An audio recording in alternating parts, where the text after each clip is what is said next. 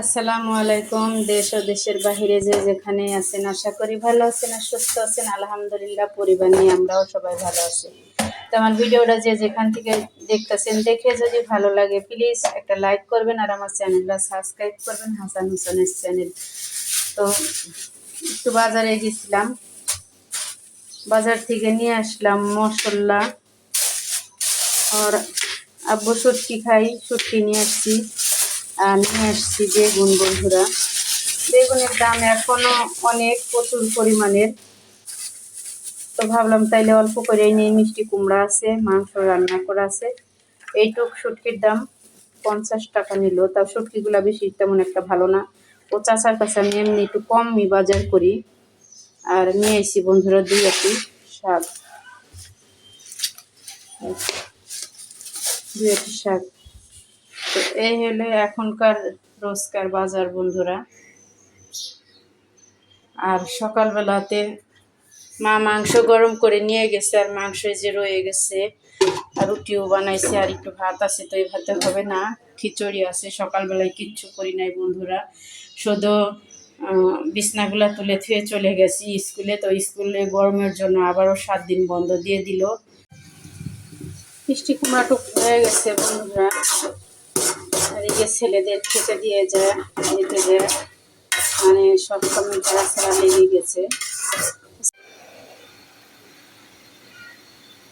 এদিকে পেঁয়াজ, মরিচ, কাঁচামরিচ কেটে রেখে দিছি। শুটকিগুলা 1-1.5 ঘন্টা ভিজায় রেখে দিছি। আর কলমির শাকটাও কেটে ধুয়ে এভাবে রেখে দিছি। তো এখন শাকটায় এখন শুটকি মাছ দিয়ে রান্না করব। জানি না কে কীরকম খায়। তো আমি শুটকি মাছ দিয়ে কলমির শাকটা আমি এখন ভাজি করব। লোটটা শুকিয়ে এমনি খুলে খুলে যায়। তখন কাঁচামরিচ আর পেঁয়াজ দিয়ে দিব একটু বেশি করে, কারণ কাঁচামরিচ আর পেঁয়াজ যদি একটু বেশি করে না দেই তো ভালো লাগবে না কলমির শাকটা।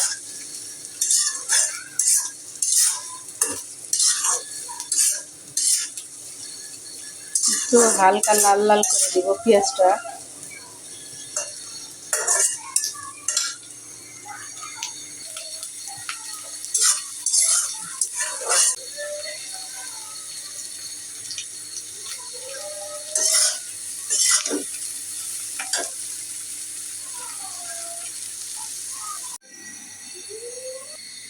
তো কেটলিটা কিনা হয়েছে বন্ধুরা, তোমাদের সাথে শেয়ার করা হয় নাই বন্ধুরা, কারণ শখের তোলা, আশি তোলা। কারণ আমাদের কাছে ছোটোখাটো জিনিসই অনেক মূল্যবান।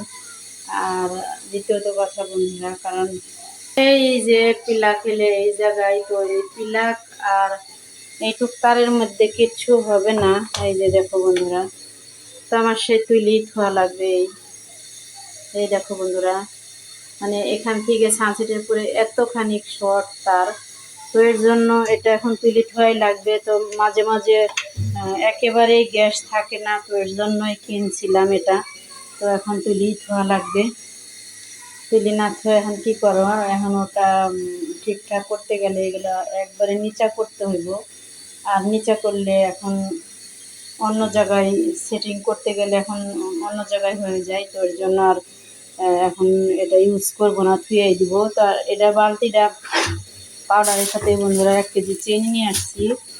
আর নিয়ে আসছি কালি জিরা রসুন ভর্তা করার জন্য। তো পাউডার ধুয়ে আসছি, আনতে মনে নাই, টাকা দিতে চলে আসছি। তো পরে ওর কাকারে ফোন দিয়েছিলাম, তো বললো মনে থাকলে নিয়ে আসবো নি। তখন এখানে দুধ, চিনি, দারচিনি, একটু তেজপাতা, একটু লবণ দিয়ে দিছি বন্ধুরা, কারণ একটু পিঠা রান্না করব।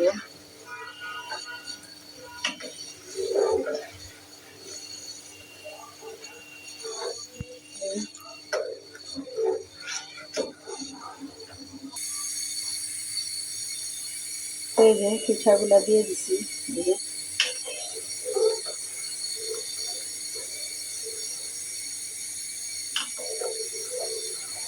এই পিঠাগুলো আগে প্রচুর প্রচুর খাইছি। তো অনেক বছর পর পিঠাগুলো আবার খাওয়া হইতেছে, কারণ এগুলা দেশের পিঠা। আমার আমার ছোট্ট ননদ বানাইছিল। তো ওখানেই রান্না করার কথা ছিল, তো রান্না করতে পারি নাই দুধের লেগা। তো মাকে বললাম যে 2-3 কেজি দুধ আলাদা রেখে দিয়েন, আমি পাক করে দিবনি। তো পরে আর দুধই দিল না। তো আমাদের জন্য যে দুধগুলা কিনে আনছিলাম, তো তৃপ্তি ভরা খাবে বোনের হাতের জিনিস, কার না ভালো লাগে বন্ধুরা। তো যাই হোক, হয়ে গেছে, ফুটে গেছে আর হয়ে উঠেছে। তো এখন আমার মা অফিস থেকে এসেই রুটি নিয়ে গেছিল, খাই নাই। তো সেই রুটিটিই এই যে শাক ভাজি দিয়ে আর মিষ্টি কুমড়া দিয়ে খাইতেছে। তো আইসা অমনে গোসল টোসল কইরা রেস্ট নিয়ে যা থাকে তা খাওয়া শুরু করে দেয়, কারোর ধারে না। অনেক সময় একসাথেই খাই, আবার অনেক সময় এমনি খাই খিদা লাগলে। তো যাই হোক বন্ধুরা, যে যেখান থেকে এই ভিডিওটা দেখতেছেন, দেখে যদি ভালো লাগে প্লিজ একটা লাইক করবেন আর আমার চ্যানেলটা সাবস্ক্রাইব করবেন। হাসান হোসেনের ডেইলি ব্লগ, আমার ফেসবুক পেজও আছে জোৎস্না কিচেন, চাইলে ফেসবুক পেজে থেকেও দেখতে পারেন আমার ভিডিওগুলা। তো ভালো থাকেন, সুস্থ থাকেন, আল্লাহ হাফেজ, আসসালামু আলাইকুম।